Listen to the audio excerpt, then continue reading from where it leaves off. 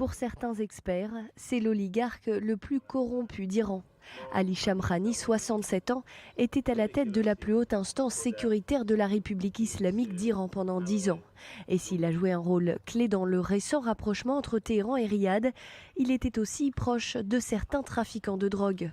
Selon le média iranien Iran International basé à Londres, Ali Shamkhani serait en effet lié d'un certain Naji Sharifi Zindashti, baron de la drogue iranien soutenu par les gardiens de la Révolution et condamné pour trafic de drogue en 2007 et détenu en 2018 pour son implication présumée dans des assassinats.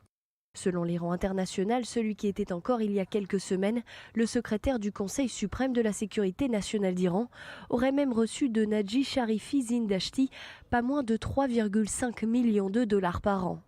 Des pots de vin colossaux, en plus des drogues et stupéfiants que le baron de la drogue fournissait personnellement à Ali Shamkhani. Mais l'ancien chef du Conseil suprême de la sécurité nationale ne serait pas le seul à côtoyer les trafics de drogue, loin de là.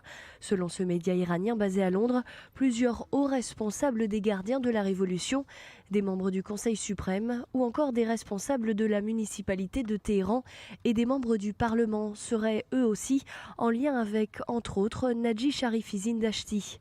Tous feraient même partie d'un réseau de distribution de drogue toujours actif, un réseau en charge de plus de 20% des stupéfiants distribués à travers l'Iran, mais aussi des drogues envoyées à l'étranger, notamment dans certains pays d'Amérique du Sud. Le Venezuela, la Bolivie et le Chili ont plusieurs fois été cités dans des rapports américains pour leurs liens très étroits, non seulement avec les gardiens de la Révolution, mais également avec les barons de la drogue du Hezbollah chiite libanais.